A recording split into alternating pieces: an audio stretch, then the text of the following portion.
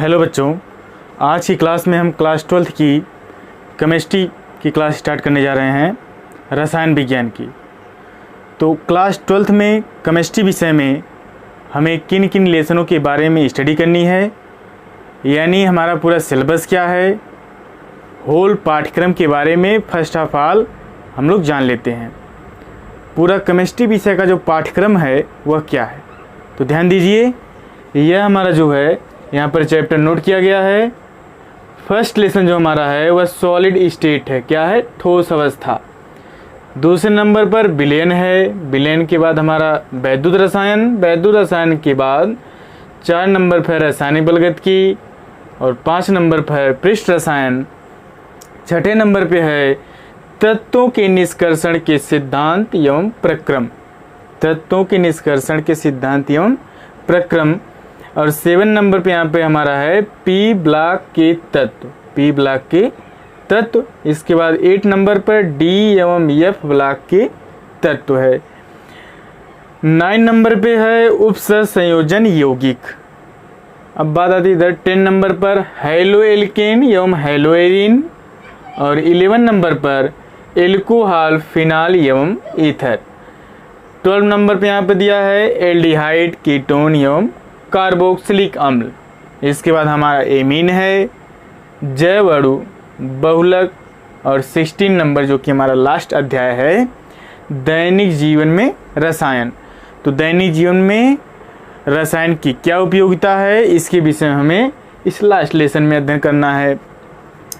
तो थोड़ा सा हम यह जान लेते हैं जो हमारा यह सिलेबस है यह किस प्रकार है। तो यहाँ पर जो हमारा सिलेबस है वह लेसन नंबर 1 से लेकर 9 तक यह हमें पार्ट 1 के अंतर्गत स्टडी करनी है। किसके अंतर्गत? पार्ट 1 के अंतर्गत। क्या कहा गया? ठोस अवस्था से लेकर उपसंयोजन यौगिक तक हमें पार्ट 1 के अंतर्गत स्टडी करनी है। इसके बाद बात आती है 10 नंबर की, यानी कि हैलोएल्केन एवं हैलोएरिन की। हैलोएल्केन एवं हैलोएरिन से लेकर दैनिक जीवन में रसायन तक यह हमें पार्ट 2 के अंतर्गत पढ़ना है। किसके अंतर्गत पढ़ना है? तो आप जान लीजिए, इसे हम पार्ट 2 के अंतर्गत स्टडी करेंगे। तो यह जो हमारा अध्ययन है वह 2 बुकों से करना है, पार्ट 1 एवं पार्ट 2 से। लेकिन जो बोर्ड एग्जाम हमारा है वह सिंगल पेपर होगा। दोनों बुकों का अध्ययन करने के बाद हमें एक सिंगल पेपर का एग्ज़ाम देना है, यानी जो बोर्ड एग्ज़ाम कंडक्ट कराएगा वह सिंगल पेपर है। तो अध्ययन हमें 2 बुकों से करना है। आप जान लिए कि पार्ट 1 में कौन कौन से लेसन हमारे हैं, कौन कौन से अध्याय हैं, और पार्ट 2 में कौन कौन से अध्याय हैं, इसके बारे में आप जान गए।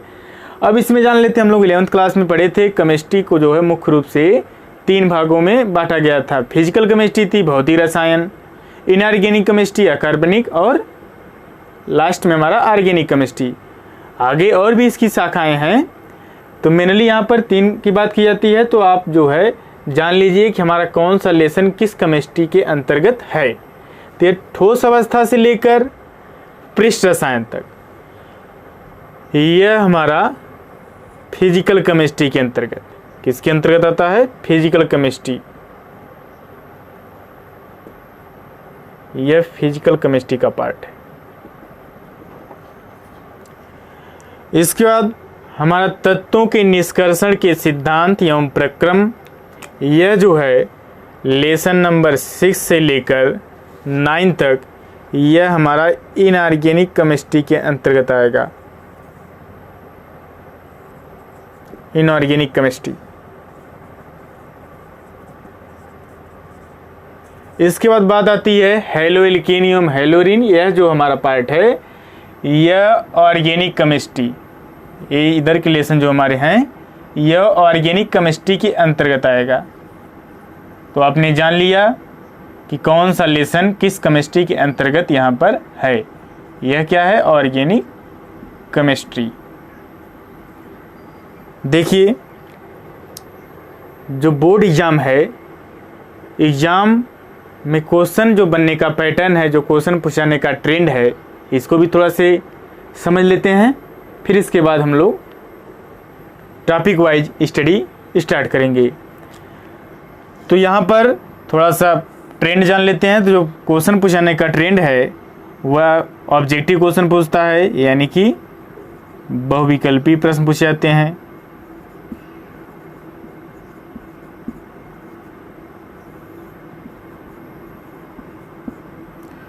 इसके बाद हमारा वेरीसाइड टाइप क्वेश्चन पूछे जाते हैं, यानी कि अति लघु उत्तरीय प्रश्न पूछे जाते हैं। अति लघु उत्तरीय प्रश्न पूछे जाते हैं। इसके बाद हमारा जो है लघु उत्तरीय शॉर्ट टाइप क्वेश्चन बनता है। लघु उत्तरीय प्रश्न। इसके बाद हमारा जो है लॉन्ग टाइप बनता है, यानी कि दीर्घ उत्तरीय प्रश्न। कैसा क्वेश्चन बनता है? दीर्घ उत्तरीय।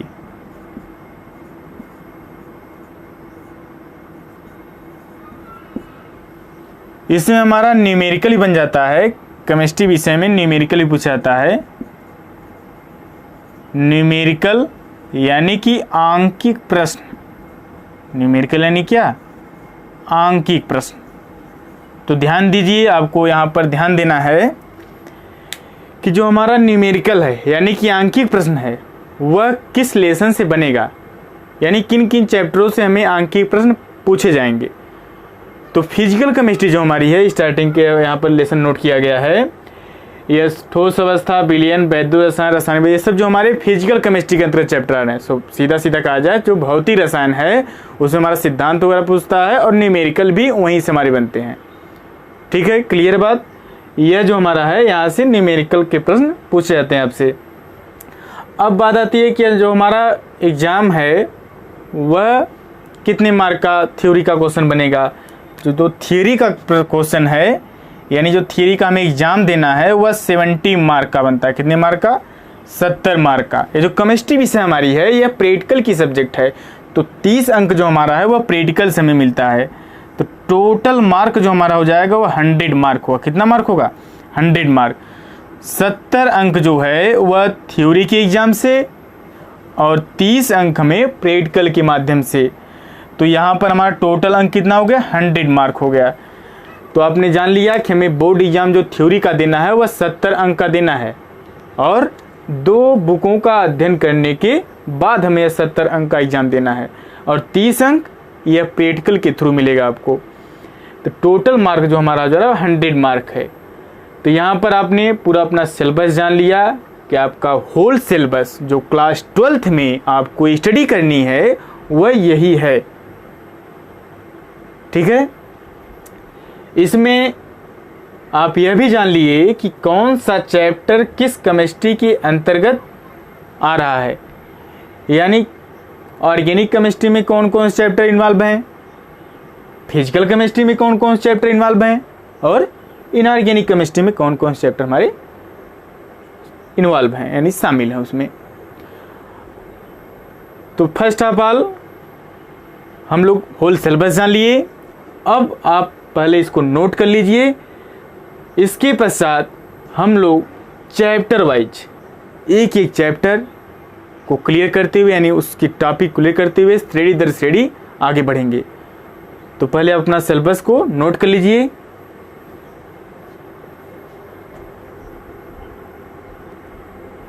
देखिए, आपने अपना सिलेबस नोट कर लिया। अब हम लोग स्टार्ट करते हैं पहला अध्याय। फर्स्ट लेसन जो हमारा है वह ठोस अवस्था है। पहला लेसन क्या हमारा है? ठोस अवस्था।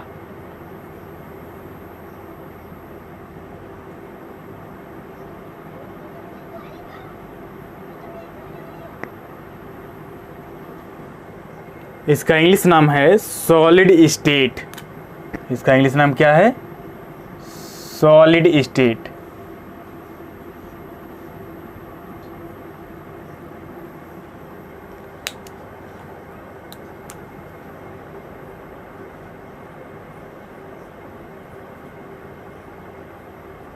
चैप्टर फर्स्ट आप नोट कर लिए, ठोस अवस्था। इसका इंग्लिश नाम है सॉलिड स्टेट। देखिए सॉलिड स्टेट, जैसा कि आपको चैप्टर से पता चल रहा है कि इसमें हम लोग जो पदार्थ की अवस्था है या ठोस, इसके बारे में विस्तृत जानकारी लेंगे। तो सबसे पहले थोड़ा सा हम लोग बेसिक पॉइंट जान लेते हैं कि पदार्थ हमारा क्या होता है, जो कि आप छोटी कक्षाओं से पढ़ते चले आ रहे हैं। पदार्थ होता क्या है इसके जान लेते हैं। पहले पदार्थ के बारे में थोड़ी जानकारी जो है पीछे की रिवाइज कर लेते हैं। पदार्थ यानी द्रव्य, इसका इंग्लिश नाम होता है मैटर। इसका इंग्लिश नाम क्या है? मैटर। पदार्थ क्या है?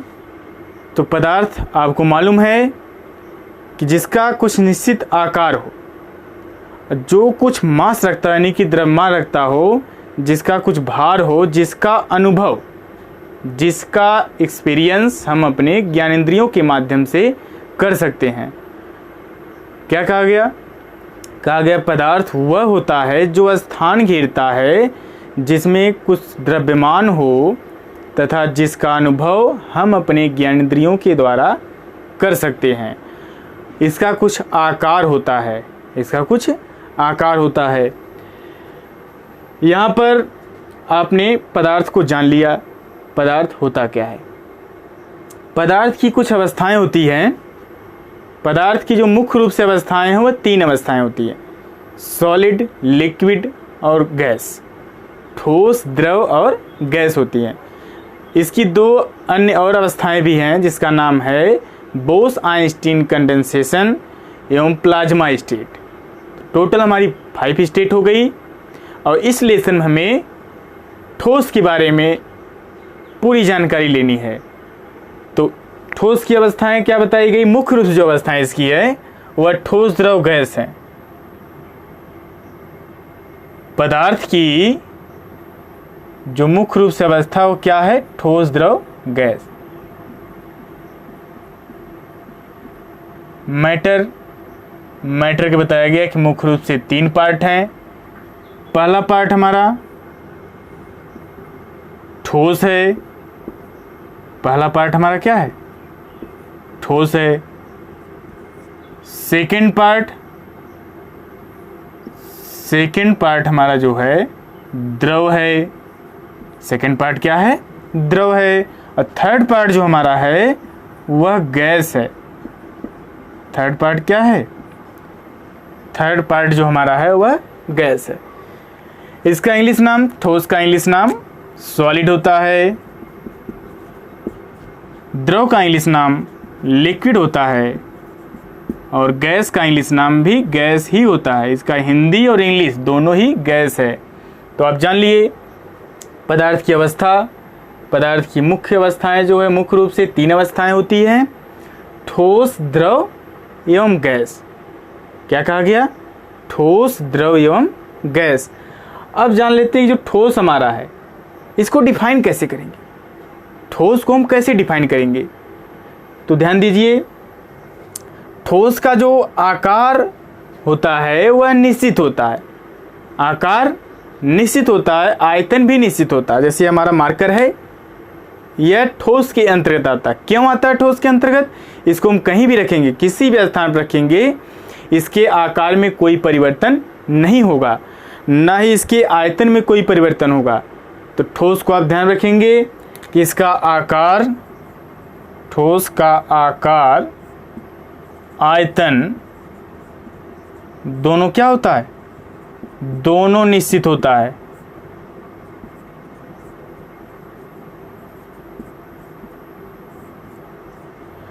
ठोस में कहा गया कि ठोस का आकार, आयतन दोनों निश्चित होता है। बात आती है द्रव की, तो द्रव का जो आयतन होता है वह तो निश्चित होता है, लेकिन आकार जो इसका होता है, आकार वह अनिश्चित होता है। यह पात्र के ऊपर डिपेंड करता है। किसके ऊपर डिपेंड करता है? पात्र के ऊपर, कंटेनर के ऊपर। जैसा आपका पात्र होगा उसी का आकार यह ले लेता है। यानी जिस पात्र में रखते हैं द्रव को वह उसी का आकार ले लेता है।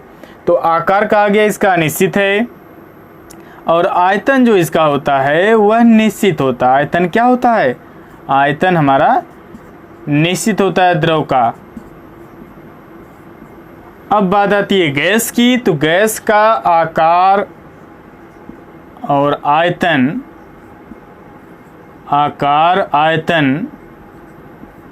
दोनों अनिश्चित होता है। दोनों क्या होता है?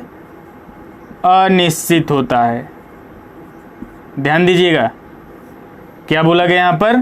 तो यहाँ पे बताया गया आपको कि जो ठोस हमारा है इसका आकार आयतन निश्चित होता है, यानी कि दोनों इसका निश्चित होता है। शेप और वॉल्यूम दोनों क्या होता है? डिफिनिट होता है, निश्चित होता है, कोई परिवर्तन नहीं होता इसमें। इसको किसी भी स्थान पर रखेंगे इसके शेप और वॉल्यूम में कोई चेंजिंग नहीं होती है। अब बात आती है लिक्विड की, द्रव की। तो द्रव में बताया गया कि आकार इसका अनिश्चित होता है। आकार क्या होता है? अनिश्चित होता है। कैसे अनिश्चित होता है? यानी कि यह पात्र पे डिपेंड करता है, जिस पात्र में हम रखते हैं उसी का आकार ले लेता है। एग्जाम्पल का मैंने इसका मार्कर के एग्जाम्पल दिया आपको। क्या बताया गया इसमें? कहा गया कि इससे हम जहाँ भी रखेंगे इसके आकार आयतन में कोई परिवर्तन नहीं होगा। ठोस के अंतर्गत बोला गया। अब गैस, इसमें द्रव में, द्रव जो हमारा है, मान लीजिए हमारे पास 1 गिलास पानी है, उसी पानी को हम बाल्टी में रख दिए। तो ग्लास में रखे थे तो ग्लास का आकार लिया था, बाल्टी में रख दिए तो बाल्टी का आकार ले लिया। बात समझ में आ रही होगी। यानी पात्र जो हम चेंज कर दिए, ग्लास में था तो वह ग्लास का आकार लिया, और बाल्टी में चला गया तो बाल्टी का आकार ले लिया। कहने का सीधा सीधा उद्देश्य है कि जिस पात्र में हम रखेंगे लिक्विड को, द्रव को, वह उसी का आकार ले लेगा। यानी कि यह पात्र पर निर्भर करता है, कंटेनर पे डिपेंड करता है। लेकिन वॉल्यूम जो हमारा है, जो आयतन है, वह डिफिनिट होता है, वह निश्चित होता है, उसमें परिवर्तन नहीं होता है। जितना हमारे पास पानी था उतना ही बाल्टी में भी रहेगा, ना कि उसमें वृद्धि हो जाएगी। कोई कमी या वृद्धि नहीं होगी, कोई परिवर्तन नहीं होगा। गैस का जो है ना ही आकार निश्चित होता है, ना ही आयतन निश्चित होता है। तो ये बात ध्यान रखेंगे। अब देखिए थोड़ा इसमें हम देख लेते हैं जो सॉलिड लिक्विड गैस हमारा है, ठोस द्रव गैस है, इसमें माइन्यूटली डिफरेंस क्या है। इसके जो मॉलिक्यूल्स होते हैं, ठोस के जो मॉलिक्यूल होते हैं बहुत ही पास पास होते हैं। ठोस के अणु जो है बहुत ही क्या होते हैं? पास पास होते हैं, बहुत ही नज़दीक नज़दीक होते हैं।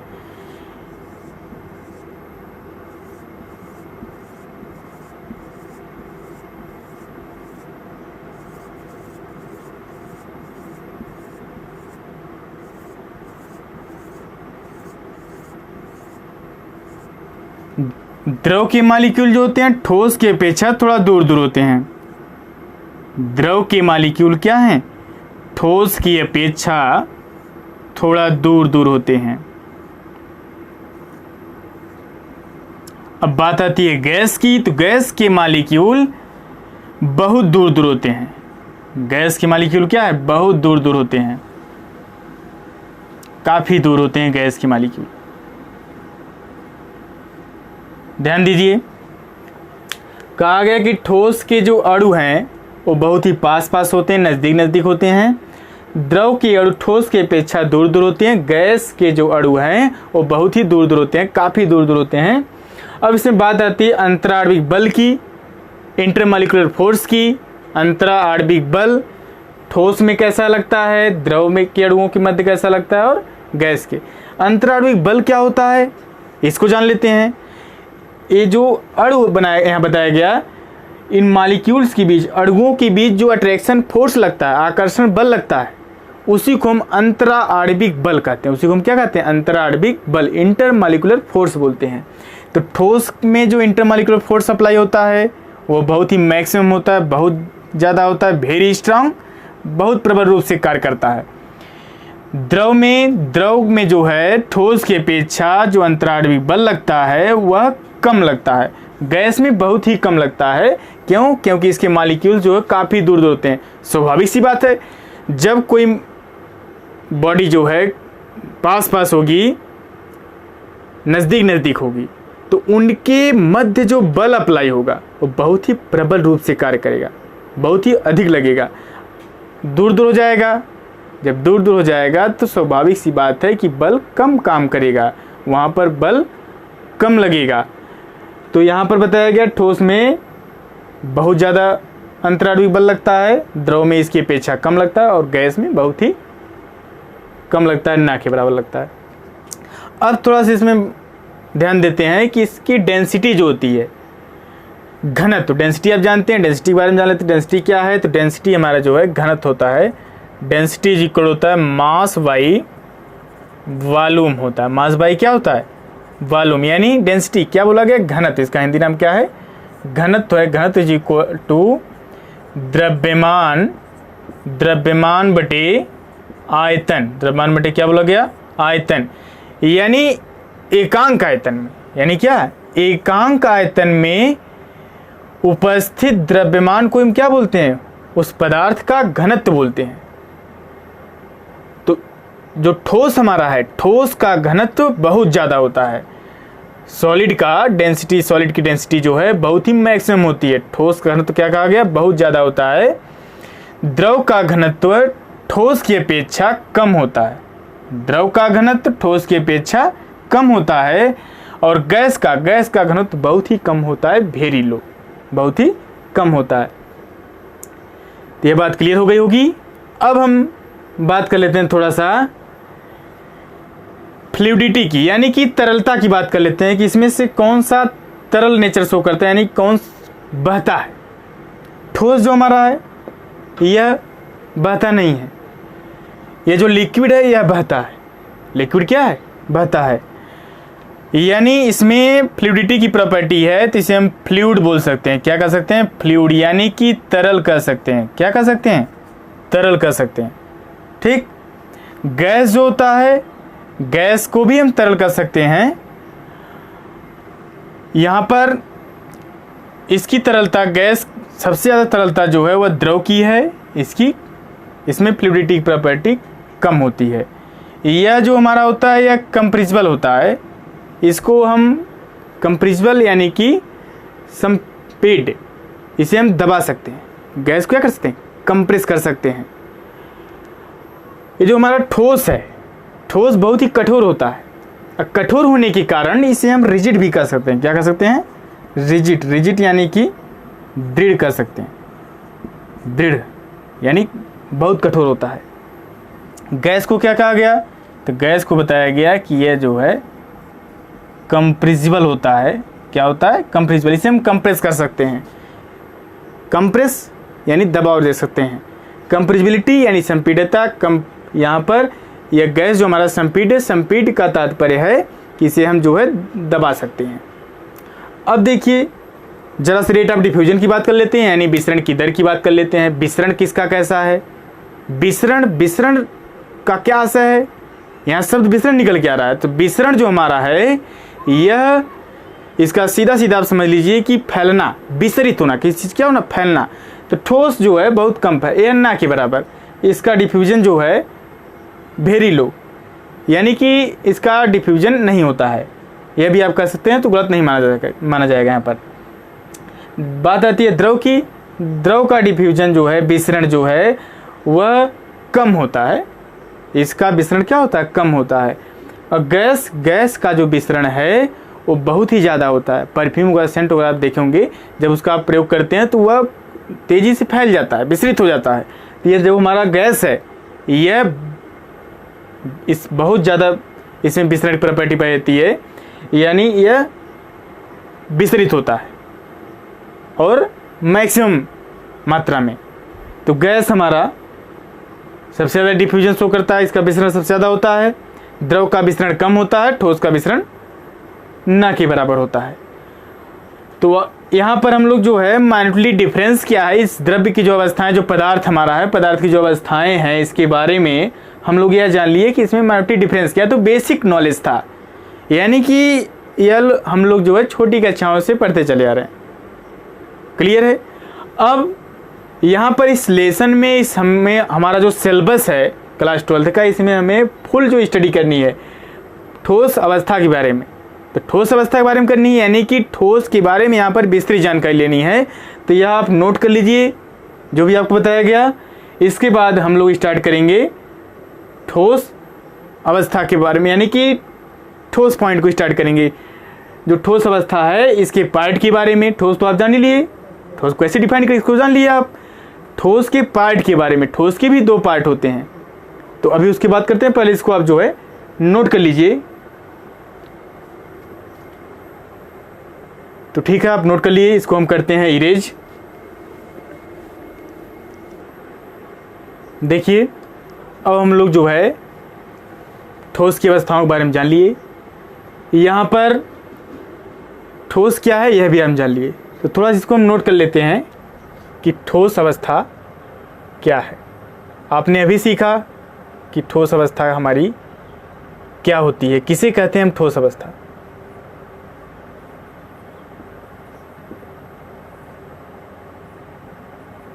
इसका इंग्लिश नाम है सॉलिड स्टेट। देखिए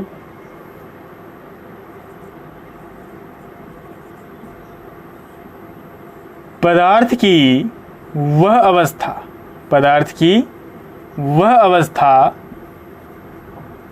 जिसमें उसका आकार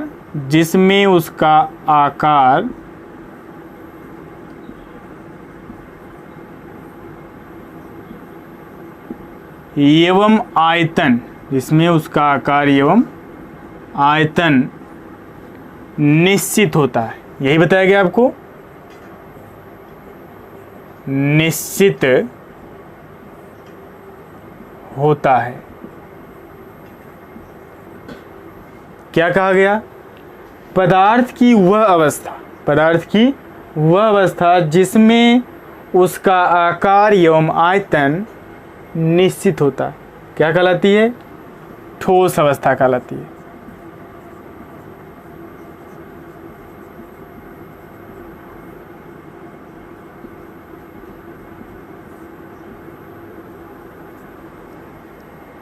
अब यहाँ हम जान लेते हैं कि ठोस जो हमारा है यह कितने भागों में वर्गीकृत किया गया है, यानी कितने भागों में इसे बांटा गया है। तो ठोस को भी यहाँ पर दो भागों में बांट दिया गया है। जो ठोस हमारा है सॉलिड है, इसे दो भागों में बांटा गया है। पहला क्या है? पहला हमारा जो यहाँ पर है वह क्रिस्टलाइन सॉलिड यानी कि क्रिस्टलीय ठोस है। पहला क्या है? क्रिस्टलीय ठोस।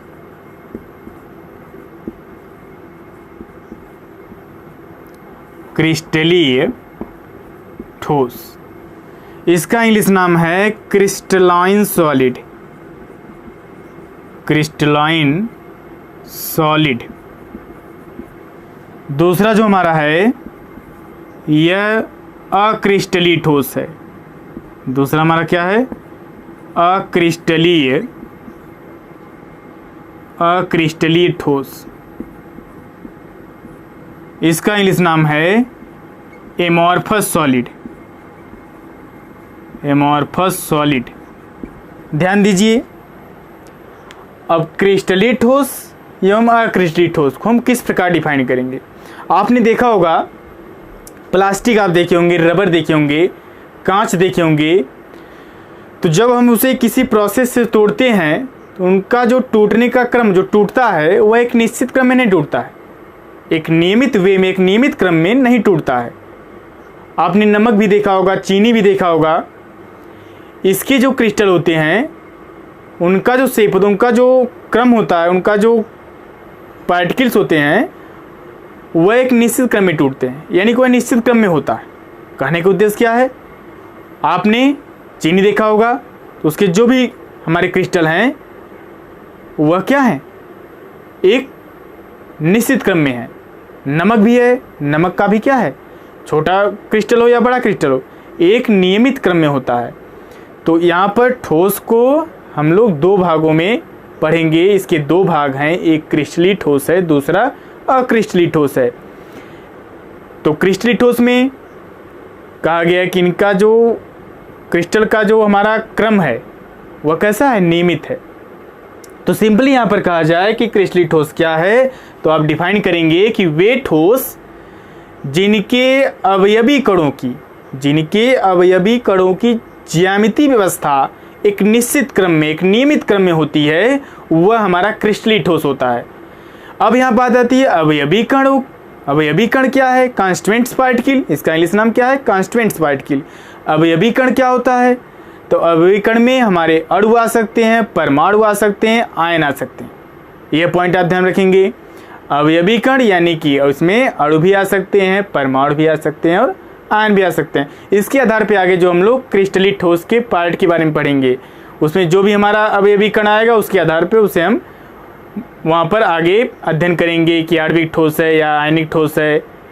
ठीक है, तो आगे के लेक्चर में उसकी बात की जाएगी। तो यहाँ पर हमें क्या जानना अभी, यह कॉन्स्टिट्यूएंट पार्टिकल जो हमारा है इसमें कौन कौन से पार्टिकल इन्वॉल्व होंगे, कौन कौन से पार्टिकल आ सकते हैं। तो आप ध्यान रखेंगे हमारा क्या क्या आ सकता है। तो आपको बताया गया कि परमाणु आ सकता है, अणु आ सकता है या आयन आ सकते हैं। और ठीक इसी का उल्टा हम कर देंगे तो हम क्रिस्टली ठोस को इजीली डिफाइन कर लेंगे। इसको बड़ी आसानी से हम परिभाषित कर सकते हैं। क्रिस्टली ठोस हमें समझ में आ गया तो हम आसानी से क्रिस्टली ठोस को समझ सकते हैं। ठीक इसी का अपोजिट कर देंगे। इसमें क्या कहेंगे, इसे कैसे डिफाइन करेंगे, तो ध्यान दीजिए।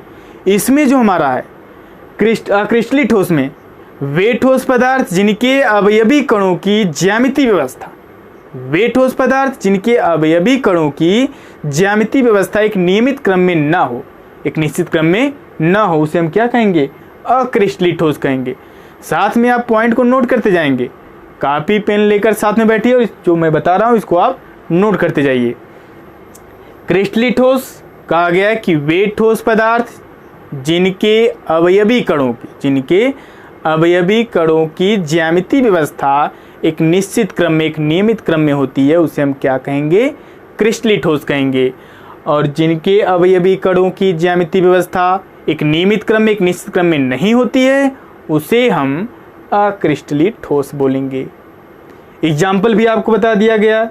एग्जाम्पल में हम इसका नोट कर लेंगे। इसमें आपको बताया गया है कि हमारा चीनी हो गया, चीनी क्रिस्टल आप देखे हैं, उसके जो है एक निश्चित शेप होता है। इसके बाद हमारा नमक हो गया, नमक के भी आप क्रिस्टल देखे हैं, चीनी, नमक, नौसादर।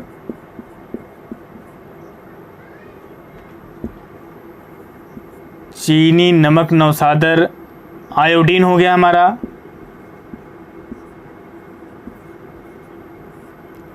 Et cetera etc। इसका एग्जाम्पल जो हमारा है